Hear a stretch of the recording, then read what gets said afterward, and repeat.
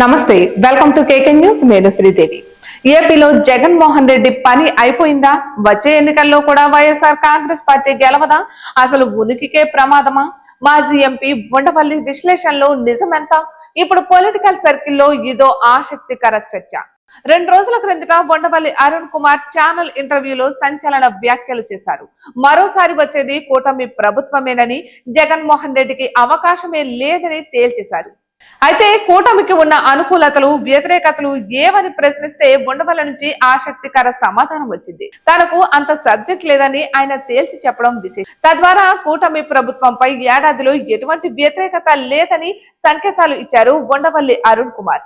ఇక దీంతో ఉండవల్లి కామెంట్స్ ఇప్పుడు సోషల్ మీడియాలో తెగ వైరల్ అవుతున్నాయి. టీడీపీ అనుకూల వ్యక్తులు ట్రోల్ చేస్తున్నారు. వాస్తవానికి ఉండవల్లి అరుణ్ కుమార్ వైఎస్ రాజశేఖర రెడ్డికి అత్యంత విధేయత కలిగిన నేత. రాజశేఖర రెడ్డి ప్రోత్సాహంతోనే కాంగ్రెస్ పార్టీలో చేరారు ఉండవల్లి అరుణ్ కుమార్. 2 సార్లు రాజమండ్రి ఎంపీ కూడా అయ్యారు. ఇక ఇప్పటికీ కూడా రాజశేఖర రెడ్డి ప్రోత్సాహంతోనే తాను ఎంపీ అయినానని కృతజ్ఞత చెబుతుంటారు. అయితే ఉండవల్లి అరుణ్ కుమార్ రాజశేఖర రెడ్డి మరణం తర్వాత జగన్ వెంట వెళ్లలేదు. రాష్ట్ర విభజన పుణ్యమా అని కాంగ్రెస్ పార్టీకి సైతం దూరమయ్యారు. ప్రస్తుతం రాజకీయ విశ్లేషకుడిగా మారిపోయారు. సమకాలీన రాజకీయ అంశాలపై విశ్లేషణ చేస్తుంటారు. ఈ క్రమంలోనే జగన్మోహన్ రెడ్డిపై ఆయన సంచలన వ్యాఖ్యలు చేశారు.